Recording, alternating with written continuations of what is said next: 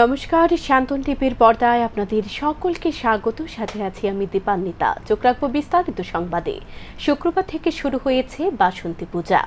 আগরতলা দুর্গা বাড়িতে সরকারের নিয়ম অনুযায়ী চলছে বাসন্তী পূজা। শনিবার মহাষ্টমী সকাল থেকে দুর্গা বাড়িতে মহা অষ্টমী পূজা অনুষ্ঠিত হয়। শত শত ভক্তরা মন্দির প্রাঙ্গণে এসে জমায়েত হয়। দেবী দুর্গার কাছে পরিবারের মঙ্গল কামনা করেন। কেউ কেউ অঞ্জলি দেয়। এদিকে আগরতলা আনন্দময়ী আশ্রমে প্রতি বছরের মতো এবছরও কুমারী পূজার আয়োজন করা হয়। কুমারী পূজা একটি প্রাচীন এবং গুরুত্বপূর্ণ হিন্দু ধর্মীয় ঐতিহ্য। এই পূজার মূল উদ্দেশ্য হল নারী শক্তির প্রতি শ্রদ্ধা জানানো। কুমারী মেয়েদের মধ্যে দেবী দুর্গার রূপ দেখতে পাওয়া যায় এই কুমারী পূজার মধ্য দিয়ে।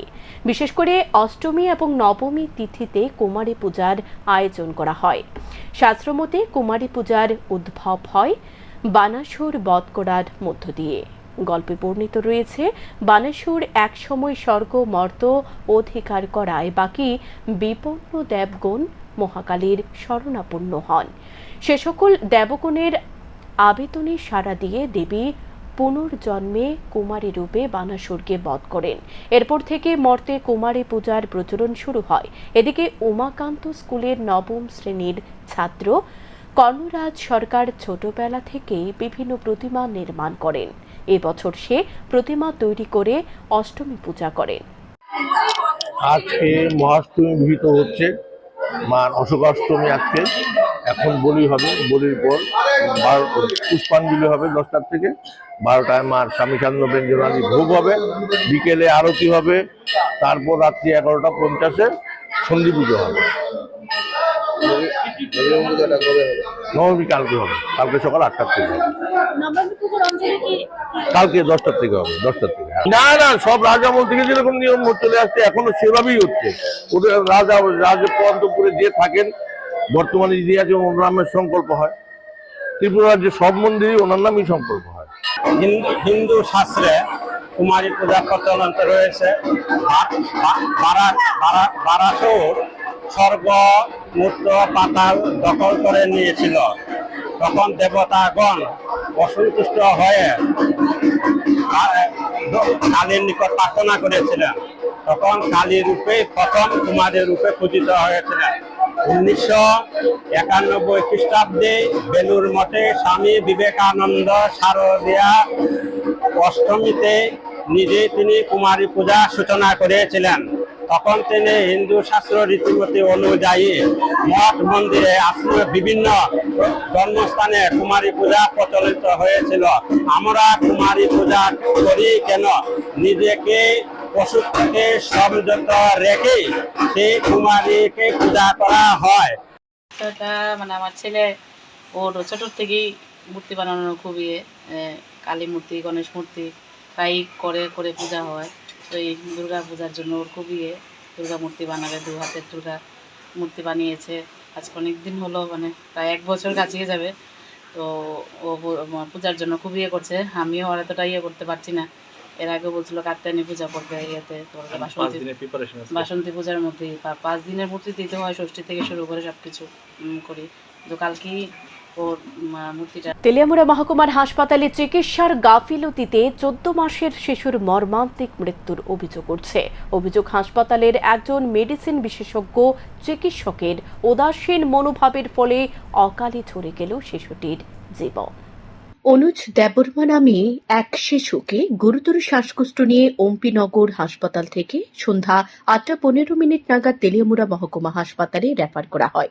শিশুটির পিতা বিশ্বজিৎ দেববর্মার অভিযোগ, হাসপাতালে উপস্থিত মেডিসিন বিশেষজ্ঞ ডক্টর উত্তম কুমার বর্মনের তত্ত্বাবধানে প্রায় 1 ঘণ্টা চিকিৎসার জন্য অপেক্ষা করলেও চিকিৎসার উদ্যোগ নেওয়া হয়নি। হাসপাতালে 2 জন শিশু বিশেষজ্ঞ চিকিৎসক থাকলেও ডক্টর উত্তম কুমার বর্মন তাঁদের কাউকে পরিস্থিতি জানিয়ে পরামর্শ দেওয়ার প্রয়োজন মনে করেনি। ফলে চিকিৎসা বিলম্ব হয় এবং এক পর্যায়ে শিশুটির শারীরিক অবস্থার অবনতি ঘটে। শেষে রেফার করার উদ্যোগ নেওয়া হলেও পরিবার আর্থিক অসচ্ছলতার কারণে আগরতলার জিবি হাসপাতালে নিয়ে যেতে ব্যর্থ হয়। চিকিৎসাধীন অবস্থাতে শিশুটির শেষ নিঃশ্বাস ত্যাগ করেন। হাসপাতালে কর্মরত একাধিক ব্যক্তি জানিয়েছেন, সাংবাদিকদের আগমনের আগে মাত্র 10 মিনিটের ব্যবধানে শিশুটির মরদেহ বাড়িতে পাঠিয়ে দেওয়ার ব্যবস্থা করেন চিকিৎসক, যা এই মৃত্যুকে ঘিরে সন্দেহ আরও বাড়িয়ে তোলে। স্থানীয়দের মতে, হাসপাতালে 2 শিশু বিশেষজ্ঞের মধ্যে একজন ডক্টর প্রণয় দাস হাসপাতালের কোয়ার্টার কমপ্লেক্সে অবস্থান করেন এবং অন্যজন ডক্টর সুকন্যা দাস নিজের সুবিধা মতো সময়ে হাসপাতালে উপস্থিত হন। অভিযোগ করছে, ডিউটির সময় বাদে তাঁকে স্থানীয় একটি ওষুধের দোকানে বাণিজ্যিক চিকিৎসা পরিষেবা দিতে দেখা যায়। এই ঘটনার পর তীব্র প্রতিক্রিয়া জানিয়েছেন সাধারণ মানুষ। এদিকে কর্তব্যরত চিকিৎসকের বক্তব্য, শ্বাসকষ্টজনিত সমস্যা নিয়ে শিশুটিকে আনা হয়েছে হাসপাতালে, তারপর যথারীতি চিকিৎসা শুরু করা হয়। পরবর্তী সময়ে শিশুটির অবস্থা আরও বেশি আশঙ্কাজনক হওয়ার পর সাথে সাথে শিশু বিশেষজ্ঞ চিকিৎসকদের পরামর্শ নিয়ে চিকিৎসা পরিষেবা প্রদান করা হয়, কিন্তু শিশুটি কিছুক্ষণের মধ্যে মৃত্যুর কোলে ঢলে পড়ে। ভ্রমণ আমি একটা বাচ্চা আমাদের তেলেমুড়া হাসপাতালে আসে, বাবা মা নিয়ে গেছি, সেটা রেফার হয় ওমপি হাসপাতাল থেকে। তো এটা আসে, যখন বাচ্চাটা আসে 8:15 নাগাদ আসে। বাচ্চাটা খুবই খারাপ ছিল, ডিস্ট্রেসে ছিল। তো আমরা আসার পরে ওনার তার চিকিৎসা শুরু করি, যা যা করার ওখান থেকে চিকিৎসা মানে প্রাথমিকভাবে মেশিন যা লাগে, যা দরকারি সেটা দেয়। যাওয়ার পরে বাচ্চা যখন আমাদের এখানে আসে, তো আমি দেখলাম বাচ্চাটার অবস্থা খুবই খারাপ, সংকটজনক অবস্থায় ছিল। তো বাচ্চাটা যখন আসে, তো আমরা ট্রিটমেন্ট শুরু করে তার বাবাকে বললাম যে তোমার বাচ্চাটা তো এখানে রাখাটা ঠিক হবে না, আমরা আবার মানে চেষ্টা করে আমরা আবার করছি, তো ওষুধপত্র দিয়ে তোমরা যদি পারো তোমরা যাওয়ার জন্য প্রস্তুত থাকো, আমরা দেখছি। তো তারা তো বিভিন্ন ভেতরের মানুষ আরেকটা যাতে যায় না, এই জন্য আমরা বাচ্চাটা এখানে রাখার পরে অ্যাম্বুলেন্সের ব্যবস্থা করে এসছে। আসার পরে ঘন্টাখানেক বাচ্চাটা এখানে আছে। এখন দেখার বিষয়, এই ঘটনার প্রেক্ষিতে তেলিয়ামুড়ার বিধায়িকা কল্যাণী সাহারাই কি পদক্ষেপ নেন এবং হাসপাতালের স্বাস্থ্য পরিষেবা উন্নয়নের জন্য কি ধরনের কার্যকর ব্যবস্থা গ্রহণ করা হয়। শান্তন টিভি। শনিবার এক অনুষ্ঠানের মধ্য দিয়ে রাজধানী নন্দনগর আরবান প্রাইমারি হেলথ সেন্টারে অপিওয়েড সাবস্টিটিউশন থেরাপি কেন্দ্রের উদ্বোধন হয়। এই অনুষ্ঠানে উপস্থিত ছিলেন পশ্চিম ত্রিপুরা জেলা সহ সভাধিপতি বিশ্বজিৎ শীল সহ অন্যান্যরা। তিনি বলেন, পশ্চিম জেলায় মোট 18টি প্রাথমিক স্বাস্থ্য কেন্দ্র ও কমিউনিটি স্বাস্থ্য কেন্দ্রে ওএসডি কেন্দ্র চালু হচ্ছে।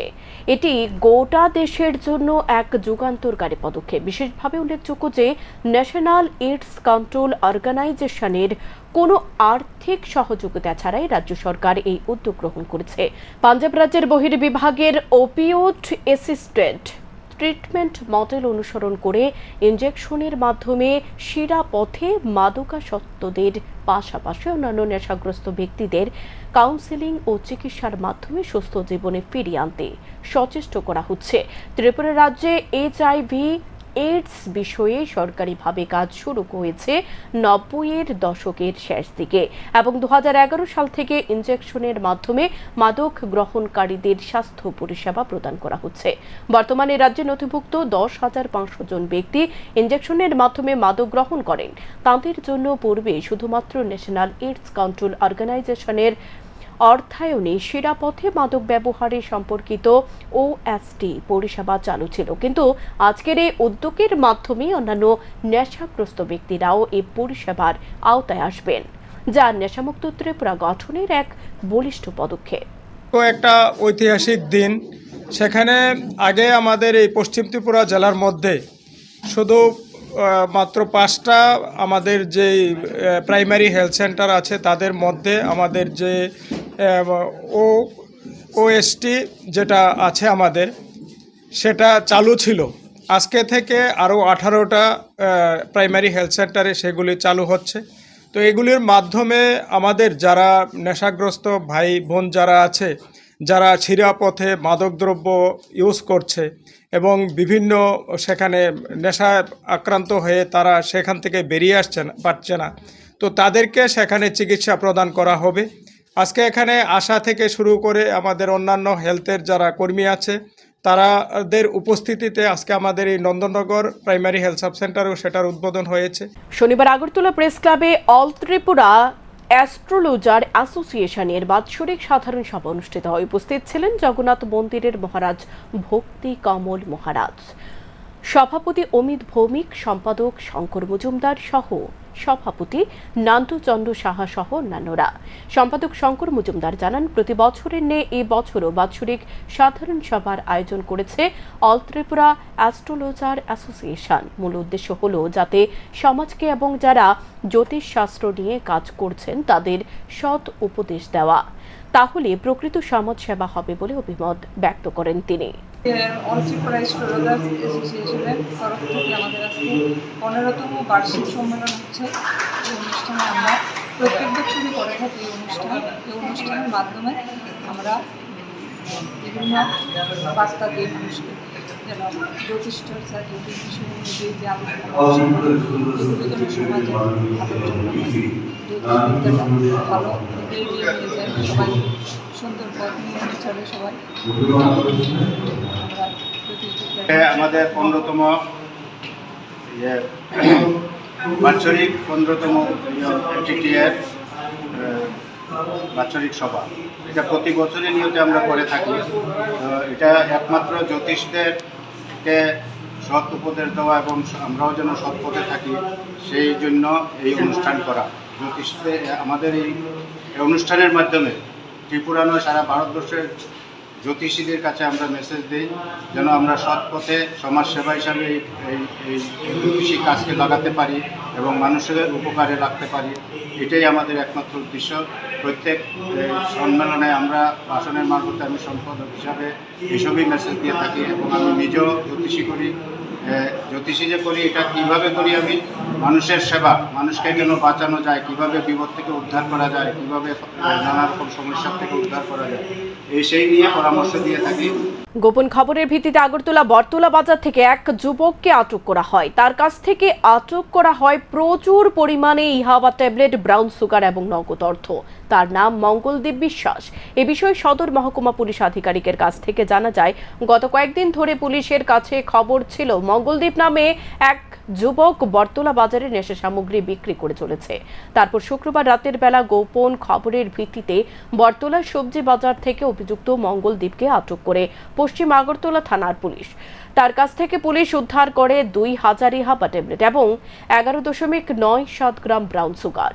তৎসঙ্গে 850 টাকা নগদ আটক করা হয় তার কাছ থেকে। এর আগেও 2023 সালে আটক হয়েছিল মঙ্গলদীপ, তখনও এনডিপিএস মামলায় আটক হয়েছিল। প্রাথমিক পর্যায়ে পুলিশ তার কাছ থেকে আরও কয়েকজনের নাম জানতে পেরেছে, তাদেরও গ্রেপ্তার করা হবে। ধৃত যুবকের বাড়ি জয়নগর এলাকায়, কিন্তু ভাড়া থাকেন ইন্দ্রনগর এলাকায়। আমাদের কাছে একটা খবর আসছিল যে মঙ্গলদীপ বিশ্বাস নামে এক ব্যক্তি বটতলা বাজার, সবজি বাজার, মাছ বাজার এবং বিভিন্ন এলাকাতে সে নেশা সামগ্রী বিক্রি করছে। তো অ্যাকর্ডিংলি গতকালকে পশ্চিম থানার ওসি পরিতোষ দাস এবং বটতলা ফাঁড়ি থানার ওসি শুভজিৎ দেবের নেতৃত্বে একটা টিম তৈরি করা হয় এবং রেড করা হয় এবং যথারীতি মঙ্গলদীপকে সবজি বাজার থেকে অ্যারেস্ট করা হয়। তখন তার পজিশনে পাওয়া যায় 2000 ইয়াবা ট্যাবলেট এবং 11.97 গ্রাম ব্রাউন সুগার এবং ক্যাশ 840 রুপিস এবং একটি মোবাইল। তো এর আগেও মঙ্গলদীপ অ্যারেস্ট হয়েছে 2023-তে এনডিপিএস অ্যাক্টে। ওর কেসটা এখন কোর্টে ট্রায়াল চলছে। তো এই বিষয়ে আমরা একটা সুনির্দিষ্ট কেস নিয়েছি এবং আজকে তাকে কোর্টে তোলা হচ্ছে এবং কিছু আরও কয়েকটা নাম আমরা প্রাথমিক ইনভেস্টিগেশনে আরও কিছু নাম এসেছে, এগুলিকে আমরা পরবর্তী সময় অ্যারেস্ট করব। একই রাতে খোয়াই শহর থেকে নিখোঁজ 3 যুবক। এই ঘটনায় চাঞ্চল্য সৃষ্টি হয়েছে। ঘটনা গতকাল রাতে। নিখোঁজ যুবকরা হলেন প্রসেনজিৎ রুদ্রপাল, বাড়ি লালছড়া; শান্তনু দত্ত, বাড়ি লালছড়া; অর্ঘ্য দাস, বাড়ি তাঁত চৌমনি। তারা প্রত্যেকে খোয়াই চেবড়িতে বাসন্তী পুজোতে যাবার কথা বলে বাড়ি থেকে বের হয়। রাতে আর বাড়ি ফিরেনি। এখন অবধি ফেরত আসেনি। ফোন বন্ধ পেয়ে থানায় দ্বারস্থ অভিভাবকরা। কইলো চেবড়ি যাইব, ওখানে আগরতলা কলেজ টিলা কেমনে, আমি তা জানি না। এখন ওখানে এরপরটা কথা ছিল, না এরপরে 10 মিনিট পরে আবার কল করছি একটা দরকারে, মোবাইল সুইচ অফ, ওখানে অব্দি সুইচ অফ।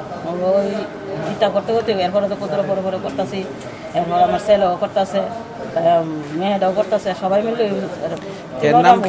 নাম কি? আমার ছেলের নাম হচ্ছে শান্তনু দাস। আরেকজন সাথে কে গেছিল? অর্ঘ দাস আর প্রসেনজিৎ রুদ্রপাল। তো অর্ঘ দাসের বাড়ি কোন জায়গাতে? অর্ঘ দাসের বাড়ি হচ্ছে তাজমহল। তারা তিনজন? ছেলে রাত্র 10টার সময় তখন হ্যাঁ শুইতে গেছে যে তখন একটা ফোন আইছে বলে দেখ আমি তো ক্রিকেটারে ফোন করছে, ওই আমার একটা বন্ধু ফোন করছে, মা সে মনে বাইকে অ্যাক্সিডেন্ট করছে, দুপুরটুকু পাইছে, আমি একটু হাসপাতাল থেকে আই। আমি না ওখানে যাইতে লাগতো না, শোনো না ওখানে আই বলবো, তুমি আমার লাগে একটু দাঁড়াইও, আমি তোমার ফোন করবো, তাহলে আমার একটু আড্ডায় আইব। আমি কিছু না, আমি পারতাম না যেতাম। তখন কইছে তাহলে এরা বাইক দিয়ে না দিয়ে দিব, তাহলে আমি কিছু ঠিক আছে, আমি অপেক্ষায় আছি। আমি 12:30টার ভিতরে আমি বইয়ে রয়েছি বলে তখন ফোন করতেছি, তখন আমি কিছু কিরে কই আসস, মা আমি এখানেই আছি, আমি আমু, তুমি চিন্তা করো না। তখন এখানে আসো যে কয় রান্না দিয়ে দেবো, তখন আমি শুয়ে রয়েছি পরে সকাল থেকে হেরে ফোন করতেছি পরে দেখে সুইচ অফ সবখানে ফোন করছি, আমরা তো জানি না হে কই গেছে। এখনকার মতো সংবাদ এ পর্যন্তই। পরবর্তী আপডেট পেতে চোখ রাখুন শান্তন টিভির পর্দায়। নমস্কার।